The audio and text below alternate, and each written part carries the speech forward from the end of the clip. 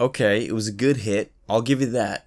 But did Endeavor actually defeat All for One? Did he truly finish the job? Is he really gone for good? Regardless of this fact, we got some sweet character development.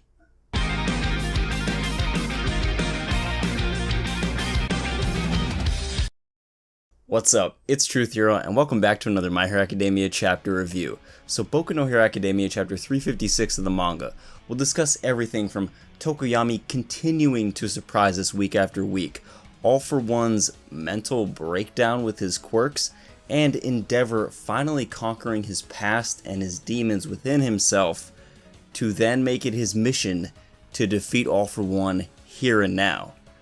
But will he succeed? Let's dive in. The chapter opens with Tokoyami and Jiro continuing to fight All for One, with Tokoyami using a new super move, Abyss Black Ephemeral Ragnarok, to just Saitama level punch All for One right in the face. That is a really long name for something you could have just called Shadow Punch. Maybe it's a trademark issue. But alas, it is a great super move and really a perfect one for this situation when you're trying to break All for One's mask and his face. I also love the fact that Tokoyami is taking a more physical and offensive approach, really not relenting and bringing the fight to All for One and using this awesome move. In the past, Tokoyami's been a bit more defensive or at least tactical in his approach when training with Dark Shadow, so it's nice to see him mixing it up and attacking head-on, just like he did versus Yaoyorozu in the sports festival. I love the idea that Jiro and Tokoyami especially are not just relegated as side characters here. They're really showing us that Class 1A students can stand with the pros as heroes.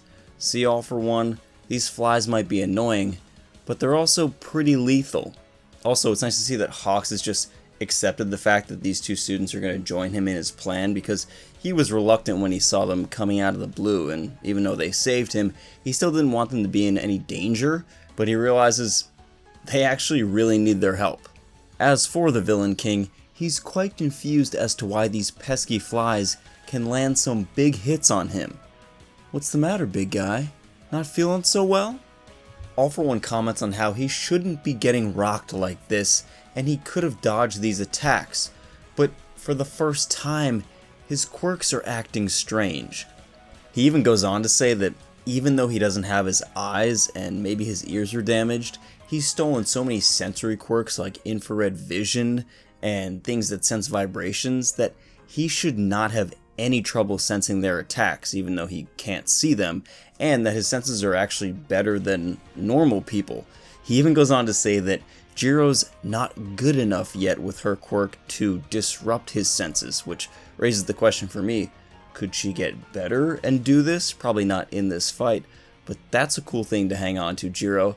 So given all this, given that he has no problem sensing people's attacks, what gives?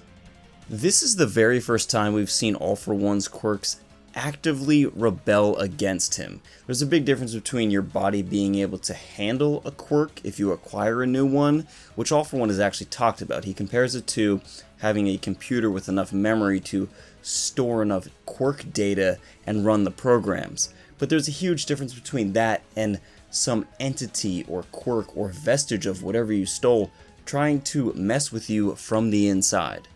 In his rage, All for One says something very interesting here. He says the quirks that he's taken and possesses are just fragile reproductions, and I'm the one in charge here.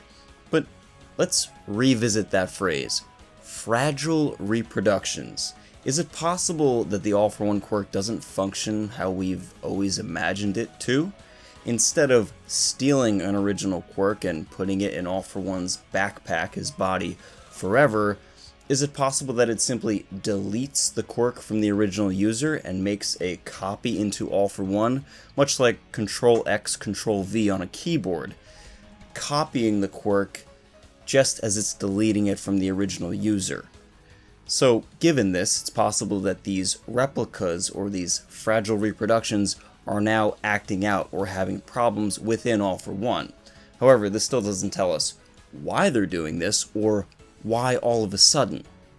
My theory on this would be that because All for One gave Shigaraki his original All for One quirk, he now has trouble holding all the quirks that he's stolen with it throughout the years. Sort of like a perfect, pristine house filled with all this furniture, but you just sold the foundation to someone else and they're doing whatever they want with it. Furthermore, does this mean that Shigaraki could have a critical flaw in how he was constructed?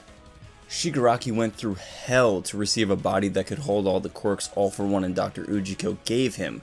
However, he wasn't exactly complete when the heroes raided the basement of Jaku Hospital.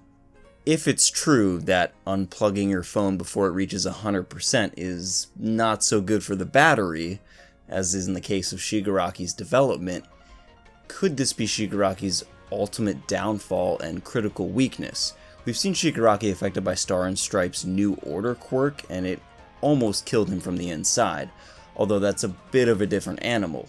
However, now that Shigaraki does have the All For One quirk, could it affect him and the quirks that he does possess in a similar way, especially now that the original user and holder of All For One himself, is in a bit of danger? Comment down below, what is happening to All For One and his quirks, and will something similar happen to Shigaraki? I'd love to hear your theories on this, and I really hope that we get an explanation from Horikoshi, as this information could change how we define quirks and how we even think of what they are in My Hero Academia. In the midst of this confusion and quirks holding him back and this struggle, All For One, for the first time really in the series, uses a defensive move. He encases himself in a huge carapace and shell while launching those signature barbs out everywhere. Hawk swoops in and saves Jiro and Tokoyami, but Endeavor, still in pursuit of the villain king, takes a direct hit in his arm and loses it. It's gone.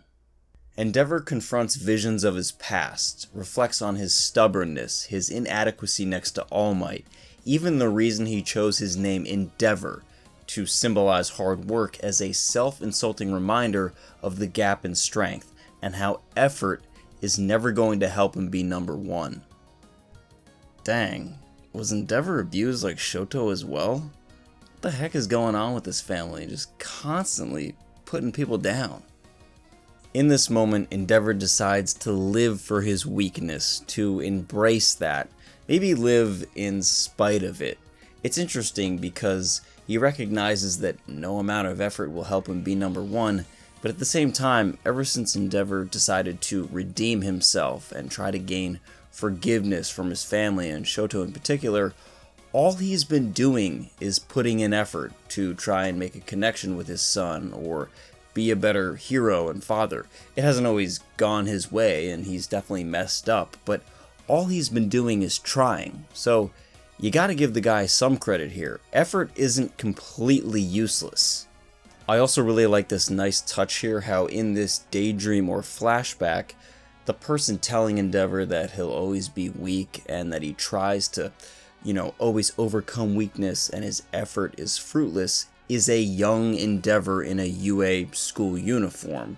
And as Endeavor is going into this punch with All For One, in the daydream he's actually killing his former self. He's finally killing and conquering his weakness, and he's destroying the part of him, and really the part of all of us, that constantly tells us and berates us and says, you're inadequate, or you'll never be enough. This is Endeavor finally coming to terms with the fact that it's okay not to be the number one hero. You can still put in the effort and do something grand. And really just life lessons with Endeavor, which is something I never thought I would say when reviewing My Hero Academia. Maybe this will give Endeavor the confidence and boost he needs to finally defeat All For One once and for all. Also, I love as he's going for this fiery punch that it's not actually his arm, he just ignited fire in the shape of a fist. It reminds you of Fuego Leon Vermilion from Black Clover. Like, oh, lose an arm? Just make it fire. They should do that handshake meme where they both agree, because clearly, to have the best firepower in anime, you gotta lose an arm. With his newfound fiery fist, Endeavor pushes past his failures and weakness and punches All For One with an inferno, saying, hell yeah, I'm stubborn. I won't congratulate myself and pat myself on the back. My mission, my duty now, is to end this battle here and now. But actually, Endeavor didn't defeat All For One yet? That's correct. Let's get the nerd goggles off for a second and talk about that. There are a number of things we have to consider past this amazing fire punch. One, All For One, while he's struggling to get his quirks under control, did have enough time to put a defensive one up. So I don't know what his level of confusion is at the moment, but it's possible that All For One could just strike back at Endeavor in full force. We don't know if that was a blip, a little glitch in the Matrix for a second, or if it's going to plague him throughout the rest of this fight. Actually, I don't look bad in these. So the second thing you want to consider here is how fast can All For One heal? We know he has some type of recovery quirk, and at the end of this chapter, Endeavor clearly burned All For One. I mean, I don't want to say he was like Shigaraki that one time, but he was looking a little toasty. But can Endeavor's fire melt through All For One and maybe melt his brain before All For One can just recover any tissue and continue the fight? The third and final thing to consider about this battle would be, just as All For One has intervened and saved Shigaraki using their mind meld and consciousness, Shigaraki could do the same thing for his master.